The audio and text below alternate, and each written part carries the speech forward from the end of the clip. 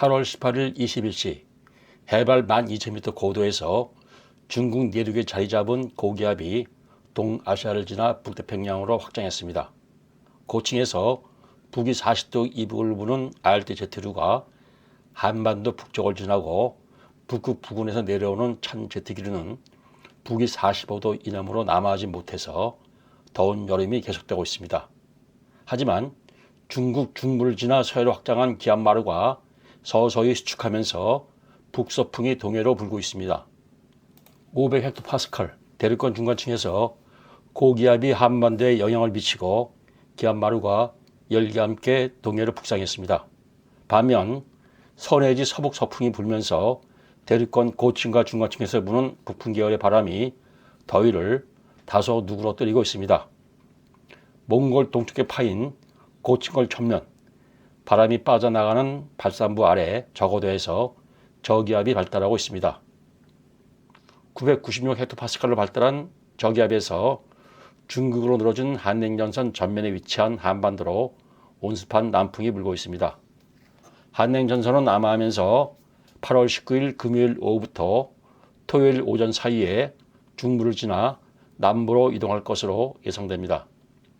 18일 토요일 18시 한냉전선의 영향으로 중부지방에서 비가 시작되고 동해에서 등압선이 조밀하게 형성됩니다. 전선이 지나가는 동안 강수량을 결정하는 대기 불안정도와 저고도 수증기 유입을 보겠습니다. 19일 21시 200헥토파스칼 고층에서 서해와 한반도 상공에서 기류가 모여드는 고층 수렴이 예상됩니다. 고층에서 수렴한 공기는 하강하면서 대류활동, 즉 비구름의 발달을 억제하는 효과가 있습니다. 19일 24시 500헥토파스칼 고도에서 내륙 상공의 기온이 비교적 높고 북서쪽에서 찬 공기가 다가오고 있습니다. 대기 불안정을 초래하는 찬 공기가 도착하는 20일 새벽 한냉전선은 중부를 지나 남부로 이동합니다.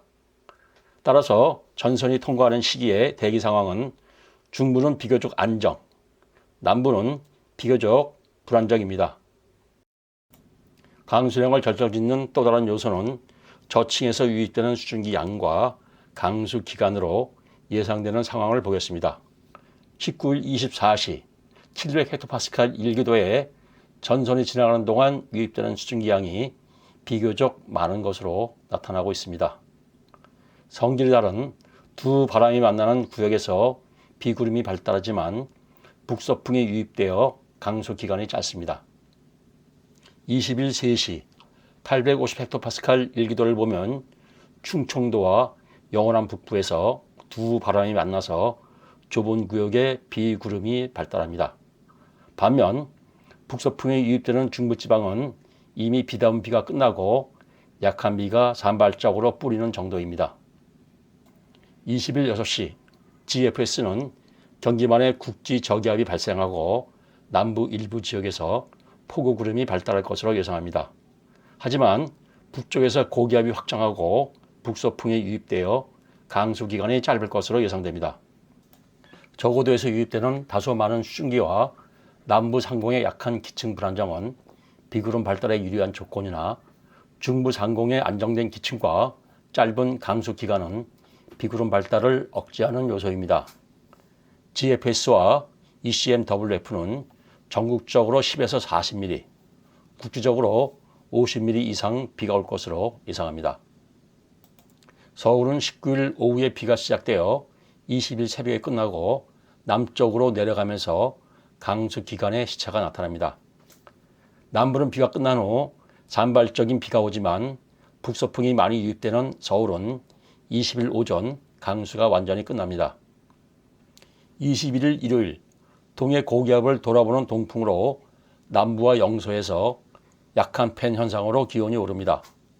22일 화요일 북서풍이 부는 중부에서 기온이 내리고 남부는 기온이 오를 것으로 예상됩니다.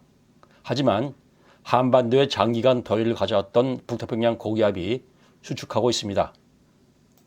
8월 24일 수요일 500헥토파스칼 일기도에 항기가 북위 40도 이남으로 남하하고 동해로 고층 고리 파입니다. 500헥토파스칼 고도는 날씨 흐름을 이끌어가는 대륙권 중간 고도이기 때문에 중기 날씨 추세에 변화를 시사하고 있습니다. 서울은 일요일 팬 현상으로 낮 기온이 30도까지 오르나 내주 초부터 낮 기온이 30도 아래로 떨어집니다.